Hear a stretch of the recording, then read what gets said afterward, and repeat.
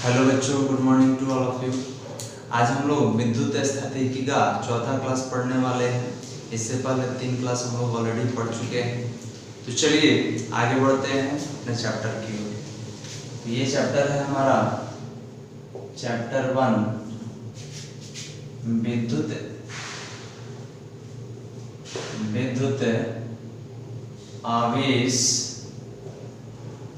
विद्युत आवेश एवं क्षेत्र।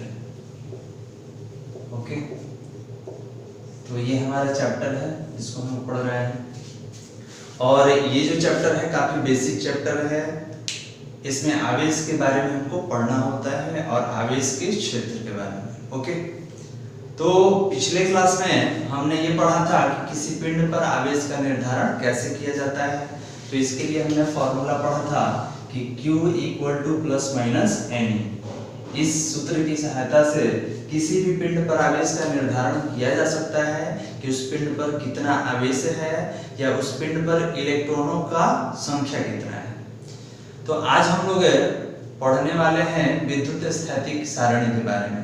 तो आगे बढ़ने से पहले कुछ बच्चों का कमेंट आया था, उस पर हम बात करते हैं। कुछ बच्चों ने पूछा कि सर हमको कैसे मालूम चलेगा कि ये पिंड डोनर है कि एक्सेप्टर है, ये पिंड इलेक्ट्रॉन देगा कि ये पिंड इलेक्ट्रॉन प्राप्त करेगा। और इसके बारे में आगे भी हमको पढ़ना है सीरीज में कि कोई पिंड पर प्लस आवेश आता है, किसी पिंड पर माइनस आवेश आता है। तो किसी पिंड पर प्लस आवेश कब आता है? जब वह पिंड इलेक्ट्रॉन का त्याग करता है, और जब वह पिंड इलेक्ट्रॉन को ग्रहण करेगा तो उस पिंड पर ऋण आवेश आता है। तो कैसे पहचानेंगे कि ये प्लस वाला है कि माइनस वाला है? तो हमने बताया था कि ये डिपेंड करता है उस पिंड के इलेक्ट्रॉनिक कॉन्फ़िगरेशन में उपस्थित, जिसको आप विद्युतीय विन्यास कहते हैं, उसमें उपस्थित संयोजी इलेक्ट्रॉनों की संख्या पर और उसकी संयोजकता पर। क्लियर है? तो यहाँ पे सबसे पहले देखते हैं कि सर कोई अगर एलिमेंट है तो उस पर प्लस कब आएगा, माइनस कब आएगा, और किस प्रकार हम किसी भी पिंड का आवेश का निर्धारण करते हैं। तो इसके लिए यहाँ पर 2 एलिमेंट लिया जाए।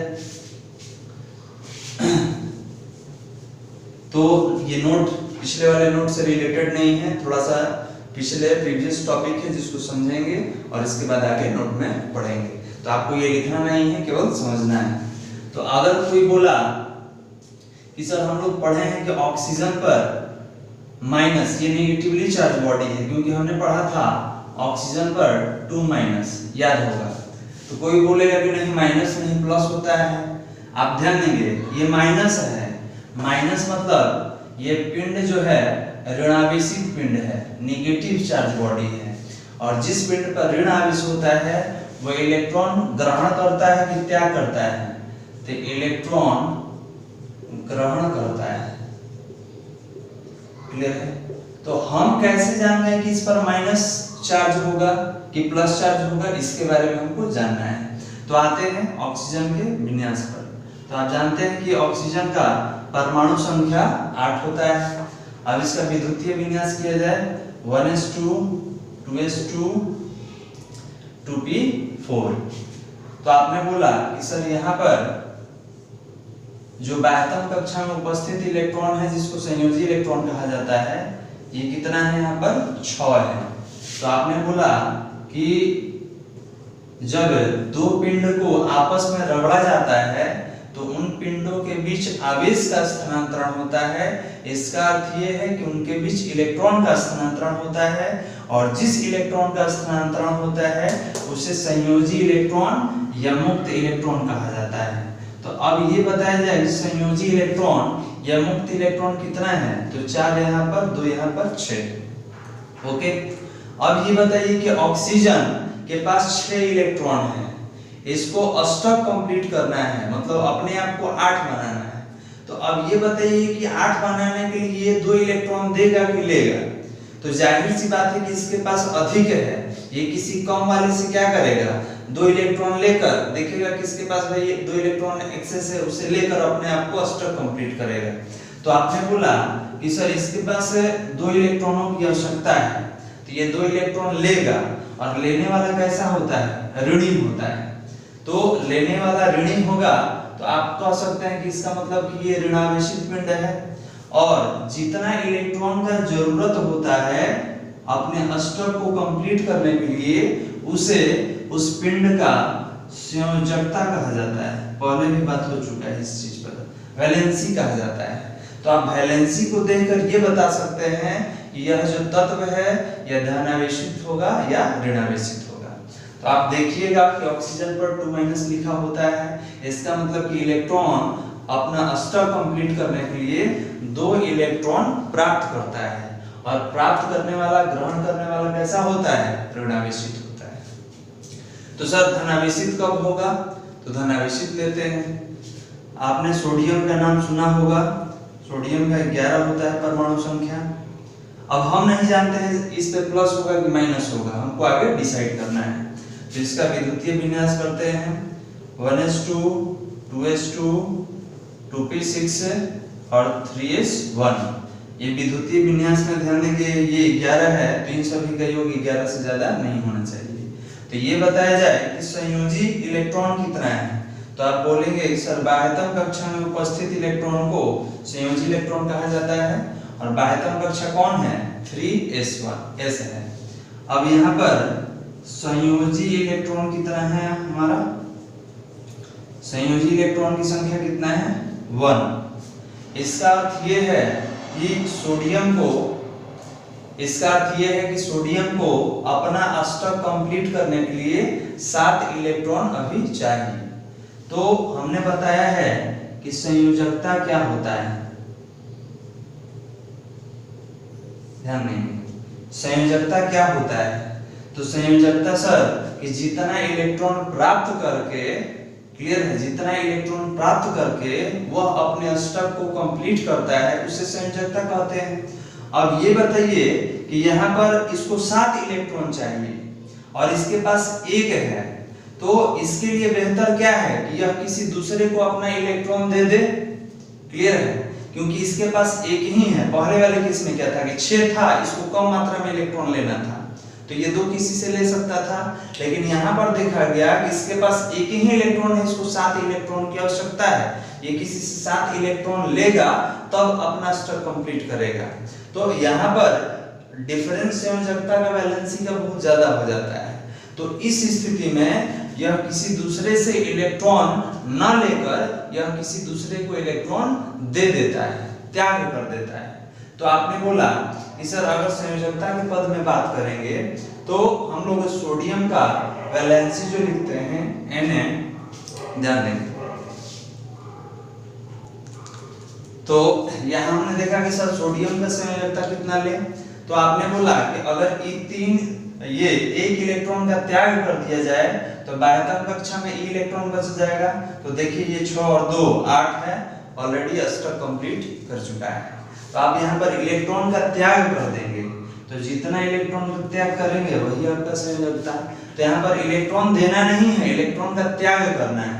जब ये इलेक्ट्रॉन किसी को दे दीजिएगा तो देने वाला क्या होता है, धनावेशित होता है, और कितना इलेक्ट्रॉन आपने दिया, 1। अब इसको लिखेंगे कैसे, तो इसको लिखा जाता है Na+, आपने पढ़ा होगा Na+Cl-, क्लियर है, आपने इसके बारे में देखा। तो आप बोलेंगे कि सर इसलिए हम सोडियम को क्या लिखते हैं, Na+ लिखते हैं, क्योंकि यह 1 इलेक्ट्रॉन का त्याग करता है। एक और ले लेते हैं क्लोरीन के बारे में।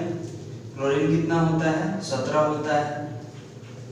1s2 2s2 2p6 3s2 3p5। तो अब यहाँ पर ये बताया जाए कि संयोजी इलेक्ट्रॉन कितना है, तो सर बाह्यतम कक्षा में उपस्थित इलेक्ट्रॉन संयोजी इलेक्ट्रॉन होता है। तो यहाँ पर बाह्यतम कक्षा में कितना इलेक्ट्रॉन है हमारे पास, तो बाह्यतम कक्षा में संयोजी इलेक्ट्रॉन का संख्या 7 है। संयोजी इलेक्ट्रॉन कितना है, 7। अब आप हमको ये बताइए कि पिंड धनावेशित होगा कि ऋणावेशित। तो आपने बोला कि सर ये अपना अष्टक कंप्लीट करने के लिए 1 इलेक्ट्रॉन लेगा, क्योंकि इसके पास ऑलरेडी 7 है, क्लियर है। तो इसके पास ऑलरेडी 7 है, तो यह किसी दूसरे पिंड से 1 इलेक्ट्रॉन लेगा और अपना अष्टक कंप्लीट करेगा। तो क्लोरीन किसी पिंड से इलेक्ट्रॉन लेने वाला तत्व है कि देने वाला? तो आपने बोला कि सर लेने वाला। क्लियर है? तो लेने वाला कैसा होता है? ऋणावेशित होता है। तो क्लोरीन का संयोजकता कितना? -1। मतलब एक इलेक्ट्रॉन लेकर, ये न्यूमेरिक 1 लिखा हुआ है, इतना इलेक्ट्रॉन का संख्या है, और माइनस ये बताता है कि ये इलेक्ट्रॉन लिया गया है किसी से। तो अब बताइए क्लोरीन को कैसे लिखेंगे? तो क्लोरीन Cl-। अब आप समझ चुके होंगे कि किस पिंड पर कितना प्लस होगा, कितना माइनस होगा। ये पिंड के संयोजकता पर, वैलेंसी पे डिपेंड करता है, और इस पिंड के मॉलिक्यूलर कंस्ट्रक्शन पे डिपेंड करता है। ओके, तो आप इसको बना लेंगे।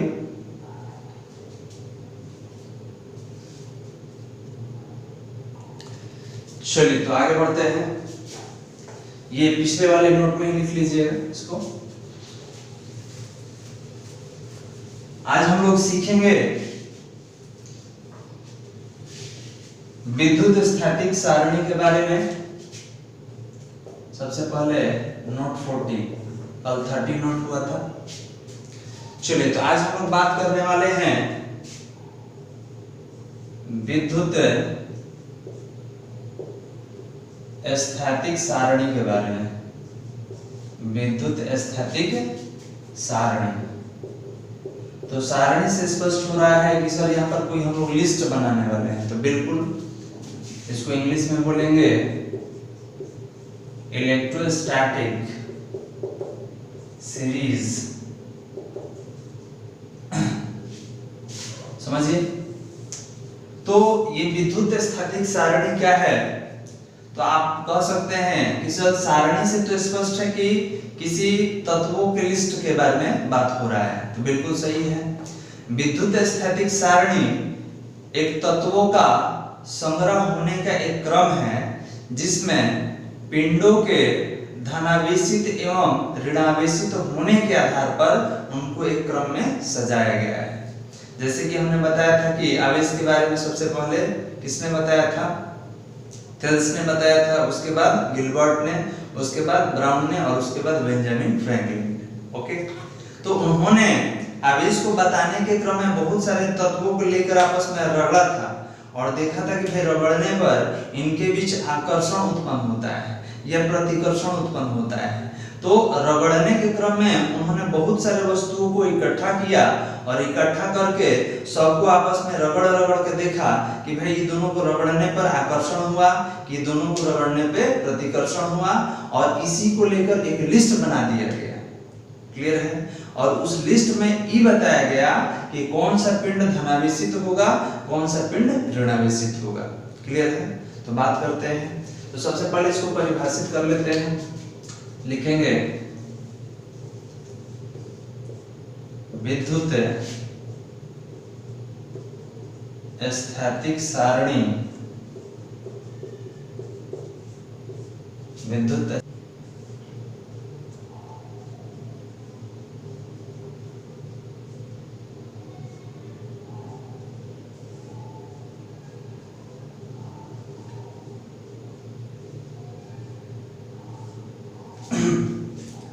चलिए, तो हमने एक सारणी बनाया है जिसमें 10 तत्वों को हमने लिया है। तो आप देख सकते हैं विद्युत स्थैतिकी सारणी।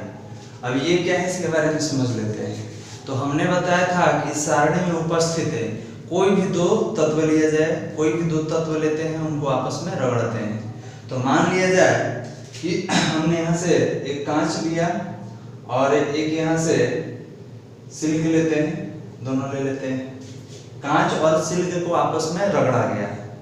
तो ये हमारा सीरीज कहता है कि इस श्रेणी में जो भी एलिमेंट, जो भी तत्व ऊपर रहेगा वो हमेशा धनावेशित रहेगा, और नीचे वाला तत्व ऋणावेशित।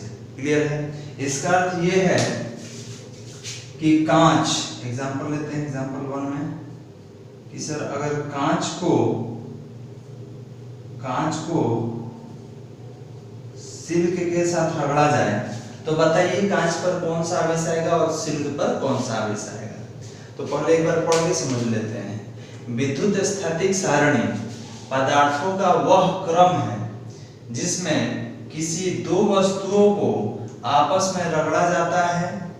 तो सारणी में उपस्थित ऊपर वाला तत्व धनावेशित होगा। ध्यान देंगे, ऊपर वाला तत्व कैसा होगा? धनावेशित।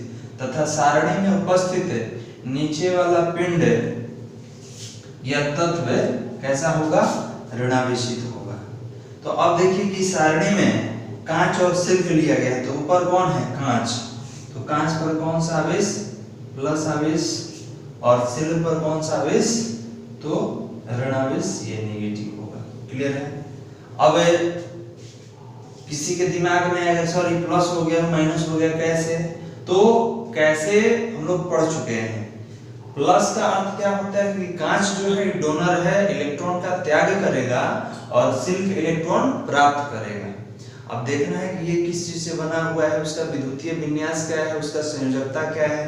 और प्लस है इसका मतलब ये इसने इलेक्ट्रॉन का त्याग किया होगा, और सिल्क नेगेटिव है इसका मतलब इसने इलेक्ट्रॉन प्राप्त किया होगा।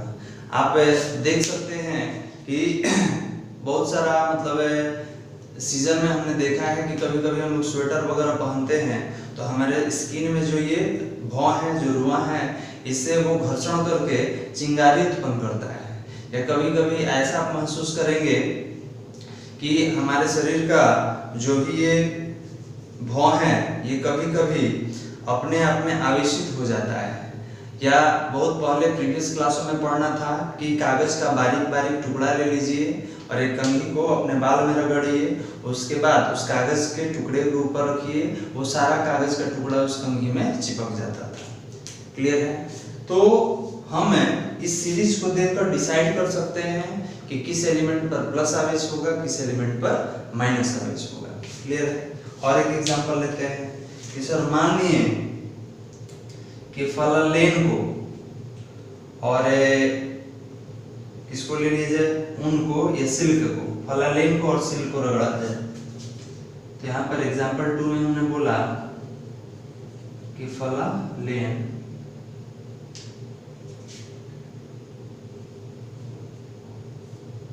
और सिल्क, हम दोनों को लेते हैं, फलालेन और सिल्क। ये एक प्रकार का प्लास्टिक होता है। एबोनाइट भी प्लास्टिक है, जो प्रेशर कुकर का हैंडल है वो एबोनाइट होता है, जो विद्युत का कुचालक होता है और उष्मा का भी कुचालक होता है। तो जब फलालेन को सिल्क के साथ रगड़ा गया तो कौन धनावेशित होगा, कौन ऋणावेशित होगा? तो आपने बोला कि सर सीरीज में जो पहले है वो धनावेशित, तो यहाँ से चलिए तो सिल्क ऊपर है, तो सिल्क ऊपर है इसका मतलब सिल्क पर कौन सा आवेश? धन आवेश होगा। और फलालेन, फलानेल भी कहा जाता है, फलालेन भी बोलते हैं, तो फलालेन का है, फलालेन सिल्क के नीचे है, इस पर कौन सा आवेश आएगा? तो ऋण आवेश आएगा। क्लियर है? Flannel is a type of a plastic. तो आप कोई भी दो एलिमेंट लेंगे, अब कोई बोलेगा कि अगर शुष्क बाल और प्लास्टिक, कंघी हम करते हैं प्लास्टिक का, तो शुष्क बाल और प्लास्टिक दोनों को रगड़ा जाए तो किस पर प्लस, किस पर माइनस? तो शुष्क बाल ऊपर है तो इस पर प्लस आवेश, प्लास्टिक नीचे है तो इस पर माइनस। अगर कोई बोलेगा कि शुष्क बाल और amber, amber is a type of a plastic, शुष्क बाल और अंबर को रगड़ा जाए तब बताइए, तो जो ऊपर है उस पर प्लस, जो नीचे है उस पर माइनस। अगर प्लास्टिक और अंबर को एक साथ रगड़ा जाए तो प्लास्टिक पर प्लस और अंबर पर माइनस। तो आप ये देखेंगे कि लिस्ट में ऊपर कौन है और नीचे कौन है। ऊपर वाला हमेशा धनात्मक होगा और नीचे वाला हमेशा ऋणात्मक होगा। इसको आप लिख लेंगे एग्जाम्पल उदाहरण के साथ। ये दो एग्जाम्पल है।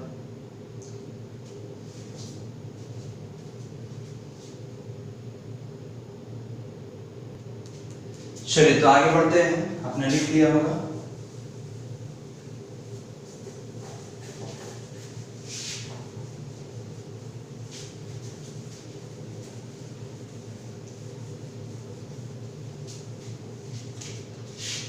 तो आगे हमारा नोट 15। हम क्या पढ़ने वाले हैं? तो एक डिवाइस के बारे में, यंत्र के बारे में पढ़ने वाले हैं जिसका नाम है विद्युतदर्शी। अगर आपको कोई पिंड कहीं से उठा के दिया जाए और बोला जाए कि बताइए इस पिंड पर आवेश है या नहीं है, तो आप कैसे बताएंगे? क्योंकि अगर इस पिंड पर आवेश है, क्लियर है, या नहीं है, अगर होगा या नहीं होगा तो भी आपको मालूम नहीं चलेगा, क्योंकि आवेश का बल कोई आवेशित पिंड ही अनुभव करेगा। हाँ, इस पिंड के बगल में दूसरा पिंड लाएंगे तो ये अनुभव इससे मालूम चलेगा कि ये आकर्षण में है कि प्रतिकर्षण से, और तब बता सकते हैं कि इस पर आवेश है कि नहीं। लेकिन देखने से आप किसी पिंड पर आवेश का निर्धारण नहीं कर सकते हैं, क्योंकि आवेश को दिखाई देता नहीं है, वो तो आवेशित कण का एक गुण होता है। तो अगर कोई आपके पास पदार्थ है, पिंड है, तत्व है, तो आप कैसे बताएंगे कि आवेशित है कि अनावेशित है? तो इसके लिए 1600 ईस्वी में विलियम गिलबर्ट ने एक मशीन का निर्माण किया था, एक यंत्र का निर्माण किया था जिसका नाम है इलेक्ट्रोस्कोप, विद्युतदर्शी। इस विद्युतदर्शी की सहायता से हम किसी भी पिंड के बारे में बता सकते हैं कि यह पिंड आवेशित है या अनावेशित। आप ये नहीं बता सकते हैं कि धन आवेशित है कि ऋण आवेशित। इलेक्ट्रोस्कोप से आप ये नहीं डिसाइड करेंगे कि ये पॉजिटिव है कि नेगेटिव, आप ये डिसाइड करेंगे कि ये आवेशित है या अनावेशित है, और उसके बाद उसका हम प्लस और माइनस डिसाइड कर सकते हैं। ओके, तो आज हम समझते हैं विद्युतदर्शी के बारे में, इलेक्ट्रोस्कोप के बारे में। तो नोट 15 में विद्युतदर्शी, इसको बोलते हैं इलेक्ट्रोस्कोप। क्लियर? इलेक्ट्रोस्कोप विद्युतदर्शी। तो इसको परिभाषित भी करना है, इसके बारे में समझना भी है, डायग्राम से हम लोग समझेंगे सर ये विद्युतदर्शी होता क्या है। तो आप बोलेंगे कि सर विद्युतदर्शी एक यंत्र है जिसकी सहायता से किसी पिंड पर आवेश का पहचान किया जाता है कि इस पिंड पर आवेश है या नहीं है, ये पिंड आवेशित है या नहीं है। तो लिखते हैं विद्युतदर्शी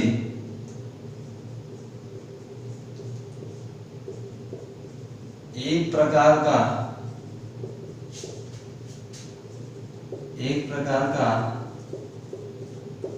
यंत्र है जिसकी सहायता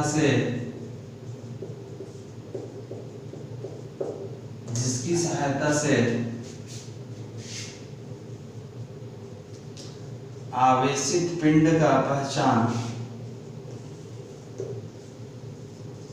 आवेशित या अनावेशित, आवेशित या अनावेशित पिंड का पहचान किया जाता है। अतः यह यंत्र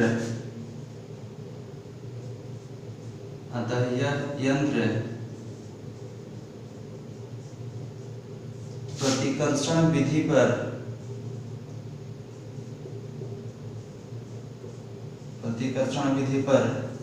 कार्य करता है, प्रतिकर्षण विधि पर कार्य करता है। तो समझते हैं कि सर ये विद्युतदर्शी क्या है? Electroscope. The electroscope is a device which is used to identify the nature on a body. तो आपने बोला कि विद्युतदर्शी एक प्रकार का यंत्र है जिसकी सहायता से आवेशित, मतलब पिंड आवेशित है कि अनावेशित है, ये मालूम चलता है। और ये किस सिद्धांत पे काम करता है? तो प्रतिकर्षण। आपके बोर्ड के एग्जाम में पूछा जाता है कि किसी भी पिंड पर आवेश है या नहीं है, इसका पहचान किस मेथड से करते हैं, किस विधि से करते हैं? तो प्रतिकर्षण विधि। अब डायग्राम बनाएंगे तो समझिएगा कि प्रतिकर्षण विधि क्या है और कैसे काम करता है। तो देखा जाए इसका डायग्राम।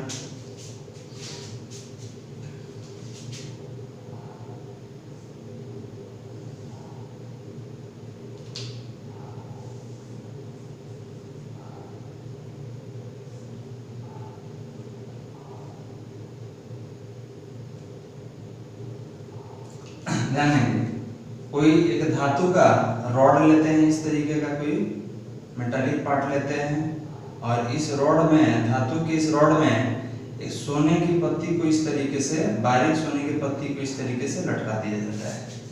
ठीक है, कोई भी धातु का एक रॉड लेना है और इस धातु के रॉड में सोने का जो गोल्ड फॉइल होता है, बारीक पत्ती होता है, उसको हम इस तरीके से लटका देते हैं। अब इसको हवा में रखिएगा तो ये इधर उधर होगा, ठीक है। तो हम क्या करेंगे कि इसको किसी चैम्बर में बंद कर देंगे। तो हमने क्या किया, इसको एक चैम्बर में से बंद कर दिया। क्यों बंद कर दिया? कि भाई ये किसी भी चीज से डिस्टर्ब ना हो, इसमें किसी भी प्रकार का इसके कार्य में रुकावट ना है। इसलिए हमने क्या किया, यहाँ पे इसको इस प्रकार से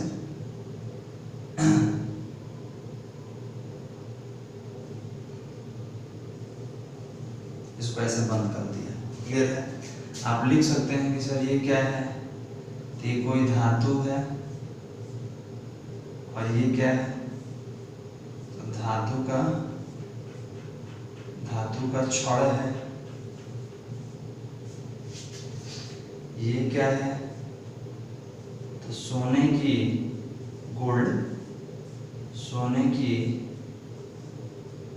बारीक पत्ती। और ये क्या है, कांच का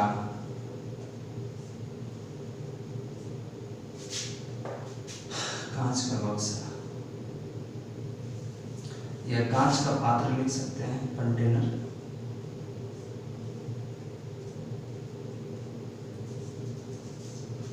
अब देखिए हम चेक कैसे करते हैं कि कोई पिंड आवेशित है या अनावेशित, इसके बारे में बात करेंगे। ओके, तो मानिए कि कहीं से हमने एक पिंड लाया, मानिए कि ये पिंड लाया और इसको चेक कर रहे हैं कि ये आवेशित है कि अनावेशित है।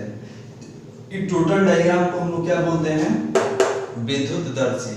इसमें क्या क्या होता है, आपने देखा कि सर धातु है, धातु से एक छड़ जुड़ा हुआ है, इस छड़ से सोने का पत्ती लटका हुआ है और इसको एक कांच के पात्र में बंद किया हुआ है और इसमें हवा नहीं है, क्योंकि हवा रहेगा तो इस पत्ती को डिफ्लेक्ट करेगा। क्लियर है? तो ये पत्ती डिफ्लेक्ट ना हो, इधर उधर ना जाए, इसके लिए हम लोग इसको निर्वात क्रिएट करते हैं और यहाँ पर इसको रखते हैं। अब हमको चेक कर रहे हैं कि ये पिंड आवेशित है कि अनावेशित। इसको कैसे चेक करेंगे, तो समझिए हमने क्या किया कि इस धातु के निकट जिस पिंड को चेक करना है उसको लाया हमने। आप इसको लिख लीजिएगा, ये परिभाषा लिख लेंगे क्योंकि डायग्राम में कुछ हमको चेंजिंग करना है। तो हमने क्या किया कि इस धातु के निकट एक रॉड को हमने लाया। ध्यान देंगे, हमने धातु के निकट एक रॉड को लाया और धातु पर मान लिया कि धन आवेश है या ऋण आवेश है या आवेश नहीं है, तो पहले मानते हैं कि इस पर धन आवेश है।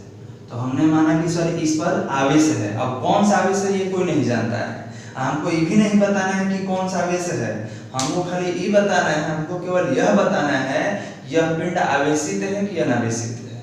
क्लियर है? तो हमने कोई पिंड उठाया और उठाकर यहाँ रख दिया, तो मान लीजिए कि इस पर प्लस आवेश है। तो अब बताइए कि इस पर प्लस आवेश है और ये भी क्या है, धातु का ही बना हुआ है, तो धातु में भी इलेक्ट्रॉन प्रोटॉन होता है, उसके पास भी प्लस और माइनस है। तो ये जो रॉड है, ये जिस रॉड को हम इसके नजदीक ले गए हैं, जिस छड़ को हम इसके नजदीक ले गए हैं, तो ये रॉड क्या करेगा कि इस धातु में से माइनस को खींच लेगा, क्योंकि आप जानते हैं कि असमान प्रकार के आवेशों में आकर्षण होता है और समान प्रकार के आवेशों में प्रतिकर्षण होता है। तो इस धातु में जो हमारे पास ये रॉड है, ये जो मेटालिक प्लेट है, इस धातु में जो भी माइनस होगा इसको ही खींच लेगा। तो खींच लेगा तो सब माइनस कहाँ की इकट्ठा हो जाएगा, इसके सतह पर, और इसमें जो भी प्लस होगा ये प्लस से प्रतिकर्षित होकर दूर चला जाएगा। और देखिए ये सब प्लस यहाँ पर आ गया, ये सब प्लस यहाँ पर आ गया। क्लियर है? क्यों आ गया कि सर ई प्लस वाला इसमें उपस्थित प्लस को भगा दिया है, धक्का दे दिया है। क्यों?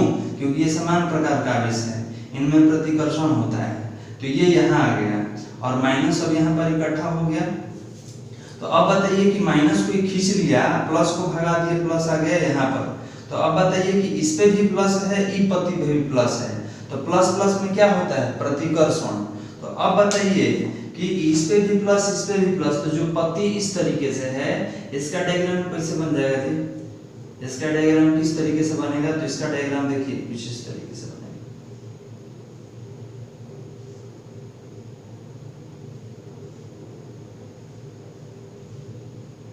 क्लियर है? मतलब ये दोनों, ये जो देख रहे हैं इस तरीके से फैल जाएगा।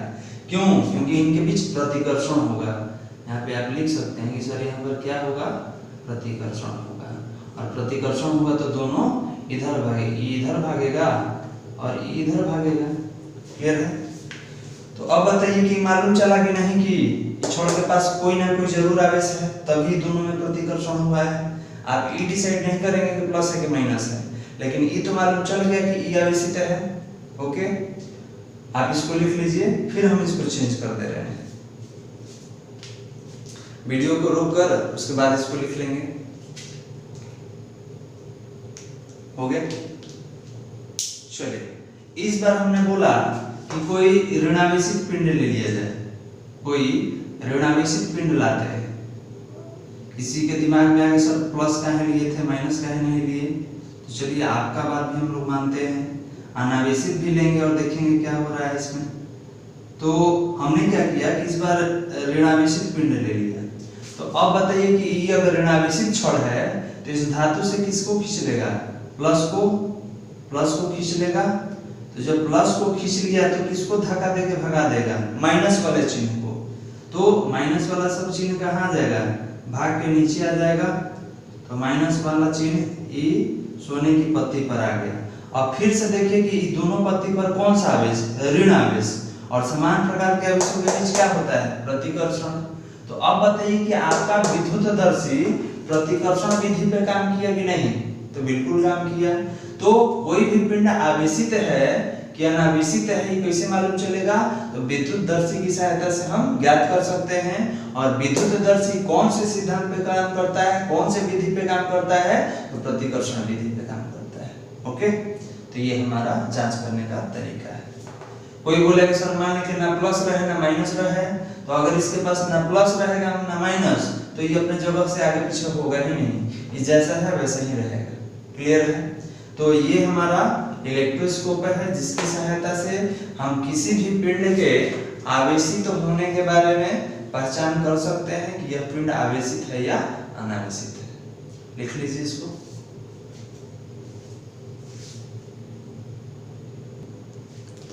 चलिए, तो आगे बढ़ा जाए। अब यहाँ से नोट हमारा समाप्त हो गया। आगे बढ़ते हैं और आगे आवेश का इलेक्ट्रॉन सिद्धांत क्या है उसके बारे में हम लोग पढ़ेंगे। तो आगे हेडिंग दीजिएगा विद्युत आवेश का, इसको भी हटाते हैं, चैप्टर का नाम आप दे चुके होंगे।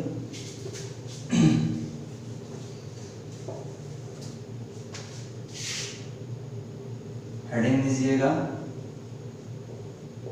विद्युत आवेश का, विद्युत आवेश का इलेक्ट्रॉन सिद्धांत।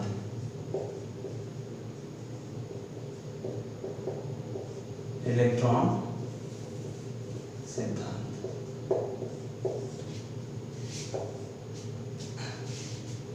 हो गया? इसको इंग्लिश में लिखना होगा तो आप कह सकते हैं electron theory of electric charge, electron theory of विद्युत आवेश का क्या होगा, इलेक्ट्रिक चार्ज। ओके, तो इसमें जानना क्या है, तो सर विद्युत आवेश में इलेक्ट्रॉन का क्या भूमिका है, कहाँ रहता है, क्या क्या उसका गुण है, ये सारा चीज हम लोग एक एक करके स्टडी करेंगे। ओके, तो सबसे पहले तो आप ये जानते हैं कि कोई भी पदार्थ जो बना है छोटे छोटे कणों से मिलकर बना है, जिसको इलेक्ट्रॉन प्रोटॉन न्यूट्रॉन का नाम दिया गया है। और वो इलेक्ट्रॉन प्रोटॉन न्यूट्रॉन परमाणु बनाते हैं, परमाणु अणु बनाता है, अणु तत्व बनाता है और तत्व पदार्थ बनाता है। ये पहले बात हो चुका है हम लोगों का। यहाँ लिख भी दे रहे हैं, कैसे लिखेंगे सर, इलेक्ट्रॉन प्रोटॉन न्यूट्रॉन ये क्या बनाता है, तो ये परमाणु बनाता है।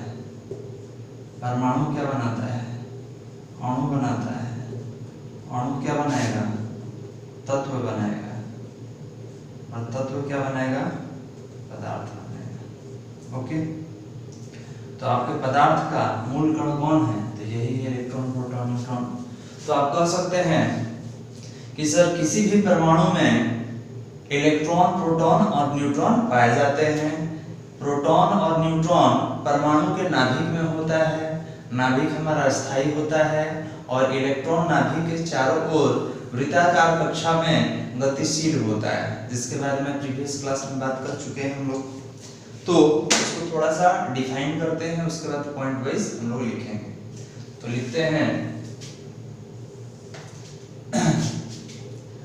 प्रत्येक पदार्थ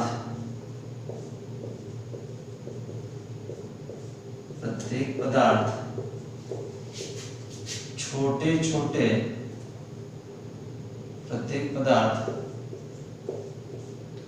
छोटे कणों से मिलकर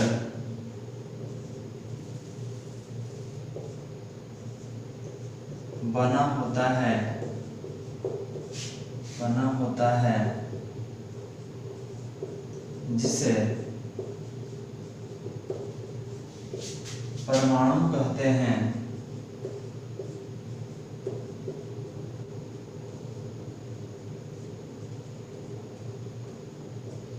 चलिए तो समझते हैं, वीडियो को थोड़ा हमने आगे बढ़ा दिया है। प्रत्येक पदार्थ छोटे छोटे कणों से मिलकर बने होते हैं या बना होता है, जिसे परमाणु कहते हैं। पदार्थ के प्रत्येक परमाणु का मध्य भाग अपेक्षाकृत मतलब बाकी सबसे भारी होता है, जिसे नाभिक कहते हैं। नाभिक दो प्रकार के कण प्रोटॉन तथा न्यूट्रॉन से मिलकर बना होता है। इसका डायग्राम हम लोग पहले भी देख चुके हैं, एक बार और देखते हैं। इस मानिए कि मेरा नाभिक है, इसमें कौन रहेगा, तो प्रोटॉन और न्यूट्रॉन। इसको प्लस कर लेते हैं और डायग्राम अच्छा बनाएगा। क्लियर है? तो ये बाह्यतम कक्षा है, जिसमें इलेक्ट्रॉन क्या करते हैं, परिभ्रमण करते हैं। ये इलेक्ट्रॉन इस तरीके से चारों तरफ इस पर रिवॉल्व करते हैं। इस पर इलेक्ट्रॉनों की संख्या निश्चित होता है, जिसको 2n² से डिसाइड किया जाता है। ये सारा बात पहले हो चुका है। क्लियर है? तो आप बोलेंगे सर ई क्या है, तो इसका नाम है नाभिक, न्यूक्लियस। इस नाभिक में कौन कौन रहता है, तो प्रोटॉन और न्यूट्रॉन रहता है।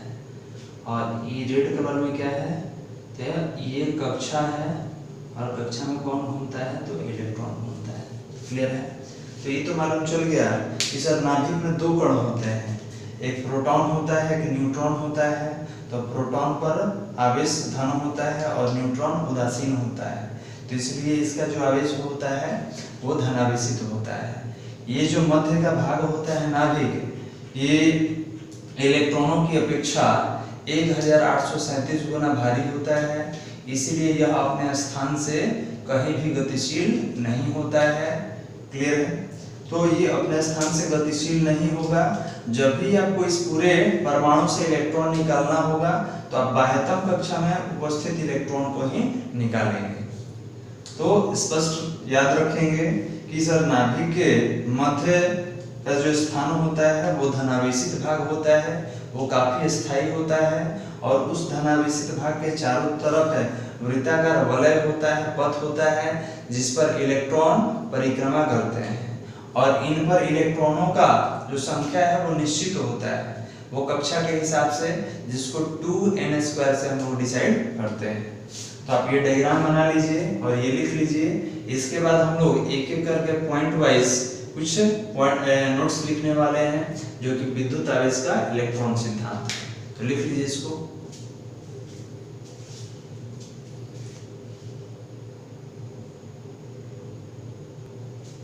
चलिए आपने लिख लिया होगा।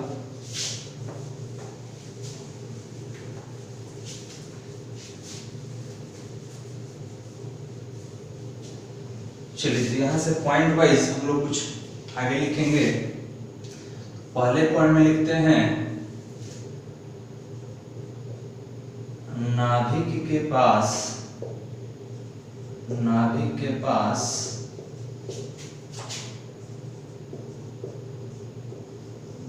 आवेश होता है,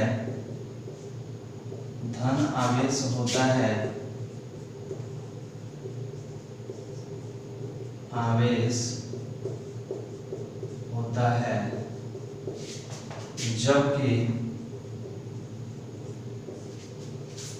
जबकि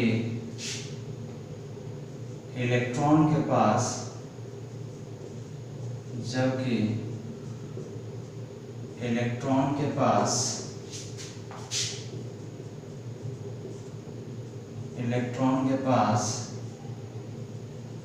ऋण आवेश होता है,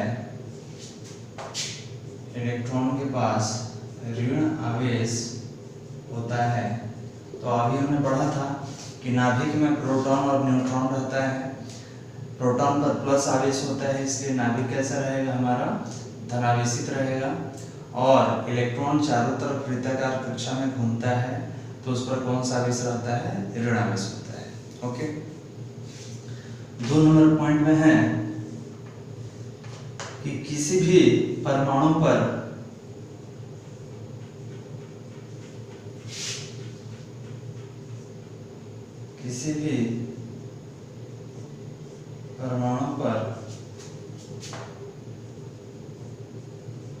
कुल आवेश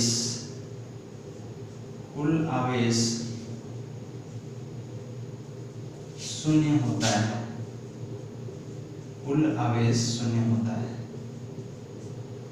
अब ये क्या बताया गया, इसको थोड़ा समझते हैं। पहले भी बात हो चुका है कि अगर मान लिए कि किसी स्थान से एक हमने एलिमेंट लिया, एक हमने तत्व लिया, पदार्थ लिया, और पूछा कि बताइए इस पदार्थ के परमाणु पर कितना आवेश है, तो अब तो पहले से भी बता चुके हैं कि सर ये अनावेशित होता है, क्योंकि इलेक्ट्रॉन की संख्या प्रोटॉन की संख्या के बराबर होता है।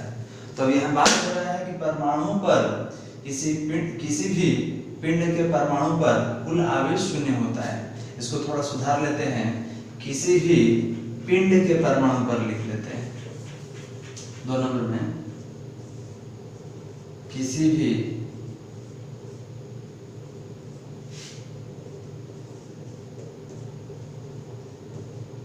पिंड के परमाणु पर कुल आवेश शून्य होता है। अब ये ठीक है, तो समझते हैं कैसे। तो आपने बोला कि सर अगर ये मेरा सेल है तो इसमें प्रोटॉन है और इसमें न्यूट्रॉन है, स्पष्ट है। और इलेक्ट्रॉन अभी हमने क्या देखा, तो इलेक्ट्रॉन हमने देखा कि बाह्यतम कक्षा में घूमता रहता है। तो मान लीजिए कि मेरा हीलियम नाभिक है, हीलियम, तो हीलियम का परमाणु संख्या 2 और परमाणु द्रव्यमान 4। अब ये बताइए कि आपके पास इलेक्ट्रॉन कितना है, तो सर परमाणु संख्या इलेक्ट्रॉन का संख्या है तो 2 है, और प्रोटॉन का संख्या कितना है, तो सर प्रोटॉन और न्यूट्रॉन, इसमें 2 आदमी हैं, इसमें प्रोटॉन है और न्यूट्रॉन है, तो जितना इलेक्ट्रॉन होता है उतना ही प्रोटॉन। तो इसमें 4 गो में 2 गो प्रोटॉन, तो न्यूट्रॉन कितना, 2 गो, तो प्रोटॉन का संख्या 2 और न्यूट्रॉन की संख्या भी 2। अब यहाँ पर बताइए कि अगर लिखा जाए कि परमाणु पर उपस्थित कुल आवेश, परमाणु पर उपस्थित कुल आवेश, अगर हमको जानना है कि इस पर टोटल आवेश कितना है, आप तो बोले हैं 0 है, तो हमको यही चेक करना है कि इस पर आवेश 0 आ रहा है कि नहीं। तो आवेश को कैसे सूचित करते हैं, Q से। तो आपने बोला कि सर आवेश तो ये दोनों के पास है, इसके पास तो है नहीं, तो आप बोलेंगे कि 2 गो इलेक्ट्रॉन है और 2 गो प्रोटॉन है, तो ये 2 हो गया। और इलेक्ट्रॉन का आवेश कितना होता है, -1.6 × 10⁻⁻19 कूलम। अब ये प्रोटॉन के पास तो सर इतना ही आवेश होगा, लेकिन ये माइनस किए थे, प्लस होगा, तो 1.6 × 10⁻⁻19। अब देखिए तो दोनों बराबर है कि नहीं, ये माइनस में ही प्लस में है, दोनों कैंसिल हो जाएगा, तो कितना हो गया, 0। तो आपने बोला कि सर जिस पिंड पर इलेक्ट्रॉन का संख्या प्रोटॉन की संख्या के बराबर होता है, वो पिंड क्या होगा, अनावेशित होगा, क्लियर है, उदासीन होगा। तो इस स्थिति में आप कह सकते हैं कि कोई भी पिंड का जो परमाणु होता है अपने आप में उस पर आवेश कितना रहता है, 0 रहता है। आवेश 0 का अर्थ वो अनावेशित रहेगा।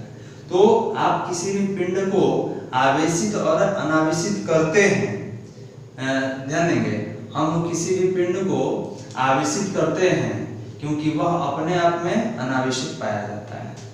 तो ये है हमारा सेकेंड पॉइंट। लिख लेंगे इसको।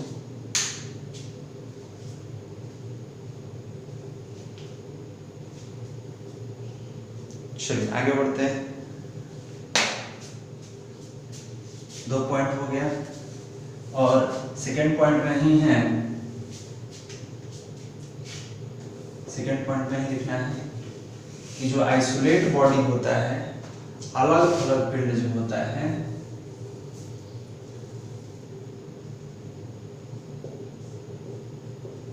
एकांत रूप से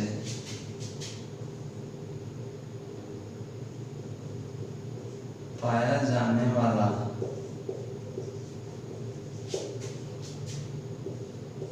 पिंड उदासीन होता है। एकांत मतलब होता है कि ये किसी के साथ घर्षण में नहीं आना चाहिए। क्लियर है? ये कहीं से आप उठा कर लें और पूछा गया कि इस पर आवेश बताइए तो बोलेंगे शून्य है। परमाणु पर आवेश शून्य है। क्लियर है? कैसे शून्य है? तो देख लेना है कि भाई ये कौन सा एलिमेंट है, इलेक्ट्रॉन कितना है, प्रोटॉन कितना है, और इस तरीके से निकाल कर आप बता सकते हैं। या ये भी देख लेना है कि इलेक्ट्रॉन का संख्या ज्यादा है कि प्रोटॉन का संख्या। अगर इलेक्ट्रॉन का संख्या ज्यादा तो ऋण आवेशित, अगर प्रोटॉन का संख्या ज्यादा तो धन आवेशित। लिख लीजिए इसको भी, इसी का पार्ट है। इसके आगे 3rd नंबर पॉइंट में आएंगे।